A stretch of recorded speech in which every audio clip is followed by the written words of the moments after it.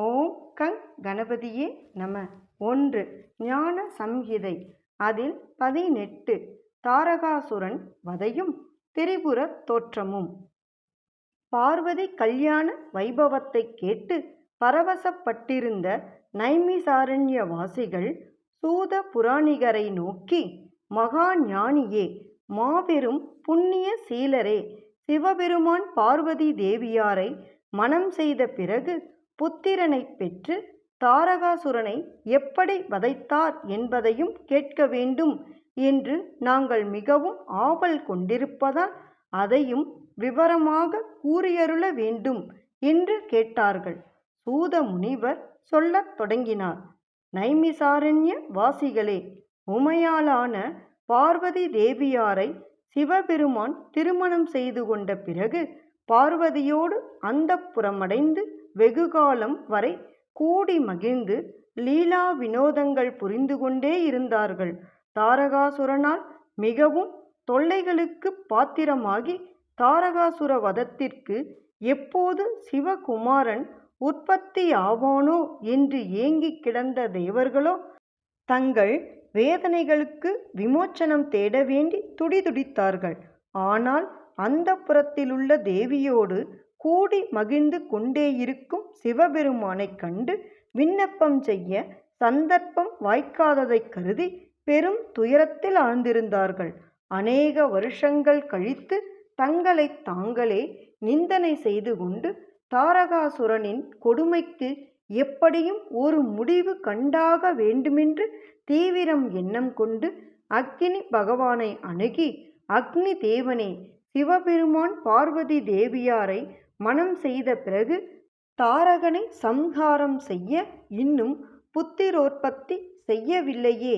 நீர் எங்களிலும் சிறந்தவராதலால் எங்கள் கவலையை சிவபெருமானிடம் சொல்லி தாரகனை வதைக்க வழி செய்யும்படி விண்ணப்பிக்க வேண்டும் என்று கேட்டார்கள்.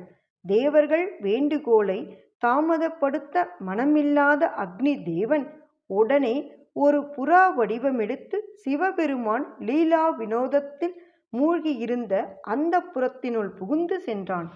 அப்போது சர்வாந்தரியாமியான சங்கரர் அந்த புறா வடிவத்தைக் கண்டு, யாரடா அவன், கபோத வடிவோடு வந்திருப்பவன், என் வீரியத்தை இவனே தாங்கட்டும் என்று கூறி வீரியத்தை விட புறா வடிவிலிருந்த அக்னி தேவன் அவ்வீரியத்தை வாயில் கவ்விக்கொண்டு பறந்து சென்றான்.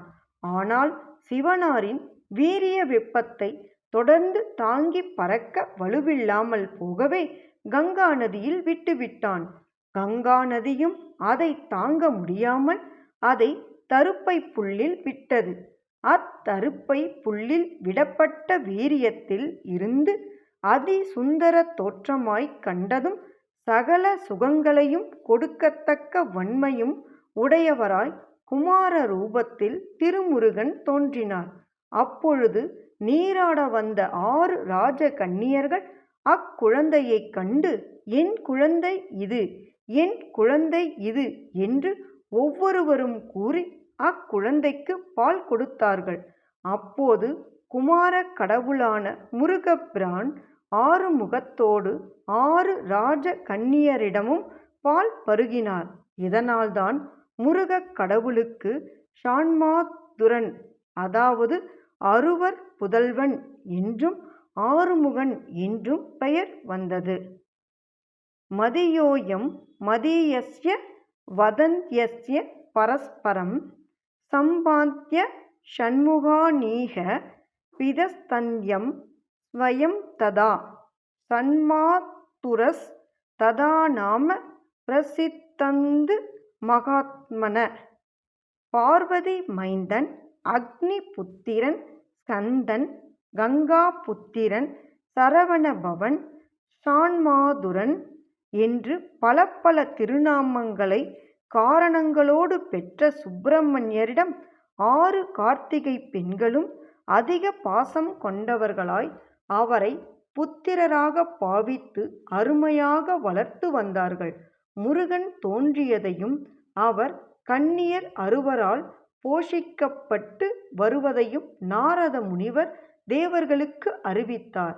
இந்த சங்கதியை கேட்டதால் சந்தோஷம் கொண்ட தேவர்கள் யாவரும் சிவபெருமானிடம் விரைந்து வந்து தண்டமிட்டு பணிந்து அவருடைய கட்டளையை பெற்று சுப்பிரமணியரையே தங்கள் சேனாதிபதியாக கொண்டு தாரகாசுரன் மீது படையெடுத்துச் சென்று போர் முரசு கொட்டி அவ்வசுரனின் தலைநகரான சோனிதபுரத்தை அடைந்து 10 தினங்களாக பயங்கர யுத்தம் செய்து குமார கடவுளான ஸ்ரீ சுப்பிரமணியரால் தாரகாசுரனை கொன்று வெற்றி பெற்றார்கள். அப்போரில் இருந்த அசுர சேனையில் ஓடி போனவர்கள் தவிர மற்றவர்கள் மடிந்தார்கள். சோனிதபுரத்து யுத்தம் தீயோரை வதைத்து நல்லோரை வாழச் செய்து உலகத்திற்கெல்லாம் நலம் ஊட்டியது. தேவர்களும் முனிவர்களும் தாரகாசுரனை வதைத்து ஜெயம் கொண்ட சுப்பிரமணியரோடு சிவ சந்நிதியை அடைந்து சிவபெருமானை வணங்கி அவருக்கு நன்றி தெரிவிக்கும் வகையில் தேவதேவா, மகாதேவா, விஸ்வேஸ்வரா, பராத்பரா, பரா, வரதா, பவா, புவனா, அனந்தபாலா, பூதநாதா, சம்ஹர்த்தா, கங்காதரா, திரியம்பகா, திரிசூலதாரா, கபர்த்தி, பரமாத்மா, தண்டதரா, வேத மந்திர பிரதானா, சிருஷ்டிதிதி, சங்கரா, நாதா, அரூபா, ஸ்வரூபா, நீலகண்டா, விபூதிதாரி, சகல பூதா, பர்வதங்களில் மேருவே, நட்சத்திரங்களில் சந்திரனே, மகரிஷிகளில் வசிஷ்டரே,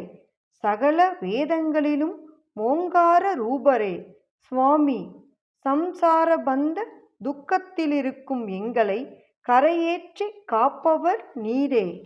மகா பிரபு, தங்களுக்கு நாங்கள் சேவை செய்ய வேண்டிய சேவை எதுவும் உண்டோ, உன் கட்டளை எதுவோ என்று வேண்டி நின்றார்கள். அவர்களின் துதி மந்திரங்களை கேட்டு மகேஸ்வரர் மகிழ்ந்து, அமரர்களே, அரு முனிவர்களே, உங்களுக்கு எந்த தருணத்தில் துன்பம் வந்தாலும் அத்தருணமே அதை துடைத்து உங்களை காப்போம். நீங்கள் எப்பொழுதும் எம்மை நினைத்து வணங்கி வாருங்கள் என்று கருணை கனிவோடு கண்ணோக்கு செலுத்தினார்.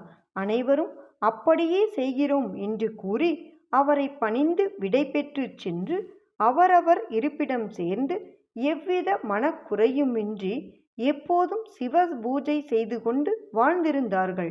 இவ்வாறு சூதமா முனிவர் சொன்னார்.